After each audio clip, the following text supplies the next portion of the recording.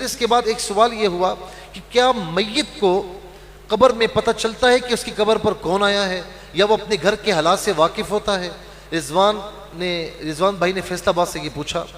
دیکھیں، اپنے گھر کے حالات سے واقف ہونا تو یہ تو کوئی اس طرح نہیں ملتا، لیکن اتنی بات ضرور ملتی ہے کہ شب جمعہ، جمعرات کے دن شب جمعہ، یہ جو روحیں ہوتی ہیں نا، یہ بات یاد رکھیں کہ جو بدروح اس معنی میں نہیں جو ہمارے یہاں مشہور ہے، یعنی جو گناہگار روحیں ہیں، جو نافرمان روحیں ہیں، تو ان کو تو کوئی اجازت نہیں دی جاتی، وہ اسفل سافلین میں قید ہیں۔ جو گناہگار کی روحیں ہیں، نافرمانوں کی، وہ اسفل سافلین، جو زمین کی تہہ کے نیچے ہے، ساتوں زمین نیچے، وہاں پر وہ قید ہے، وہ کہیں پر بھی آ جا نہیں سکتے۔ تو یہ جو مشہور ہوتا ہے نا کہ فلاں کی بدروح آ گئی، فلاں کی بدروح، یہ ایسے ہی ہے، اس کا کوئی شریعت میں گنجائش نہیں ہے، ٹھیک ہے؟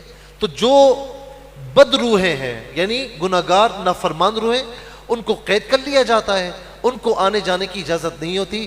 جو مسلمان روحیں ہیں اور جو نیک روحیں ہیں، تو وہ شب جمعہ اپنے گھروں پر آتی ہیں اور دیکھتی ہیں کہ ان کے گھر والے ان کو ایصال ثواب کر رہے ہوتے ہیں، دعائیں مغفرت کر رہے ہوتے ہیں، تو دعائیں دیتے ہوئے چلی جاتی ہیں۔ اور اگر وہ دیکھتی ہے کہ کوئی خیال نہیں رکھ رہا، کوئی دعا نہیں کر رہا، تو پھر وہ کہتے ہوئے جاتی ہیں کہ جس طرح تم میرے ساتھ کر رہے ہو تو تمہارے ساتھ بھی اللہ تبارک و تعالیٰ ایسا کرے۔ تو یہ مضامین ہمیں احادیث کریمہ میں ملتے ہیں۔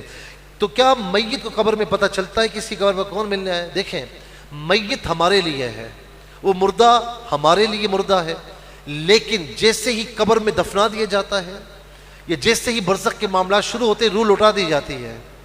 مر ربک ما دینک ما کنت تقول فی حق ھذا الرجل، 3 سوالات ہوتے ہیں نا، تو وہ سوالات کب ہوتے ہیں؟ جب وہ روح اس کی لوٹا دی جائے۔ وہ جواب دیتا ہے باقاعدہ، ربی اللہ دینی الاسلام ھذا نبینا، وہ جواب دیتا ہے صلی اللہ علیہ وسلم۔ تو ظاہر ہے کہ روح لوٹائی جاتی ہے تو جواب دیتا ہے۔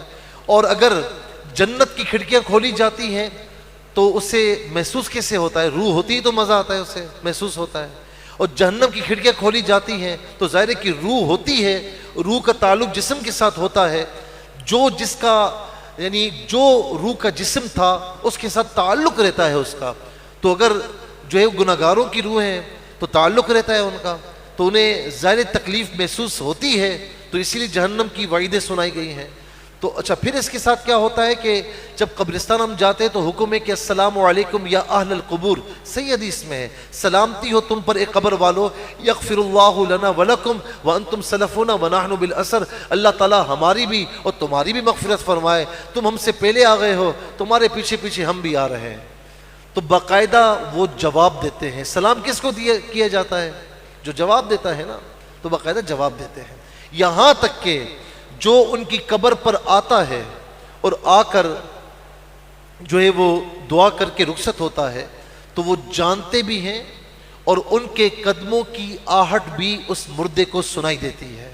یہ حدیث پاک میں بالکل صحیح حدیث میں موجود ہے۔ اسی لیے کہا گیا کہ مردے کے آپ سرہانے سے جو ہے وہ حاضی نہ دیں، بلکہ اس کی جو ہے وہ پاؤں سے حاضی دیں تاکہ اسے تکلیف نہ ہو۔ ظاہر ہے کہ آپ سرہانے لیٹے ہوئے، کوئی سر پہ آ کے کھڑا ہو جائے تو آپ یوں دیکھیں گے نا، یوں کر کے، اسے تکلیف نہ ہو۔ اولیاء اللہ کے مزارات پر جاتے ہیں تو یہی تعلیم دی گئی کہ آپ پاؤں کی طرف سے حاضر ہوں تاکہ انہیں تکلیف نہ پہنچے۔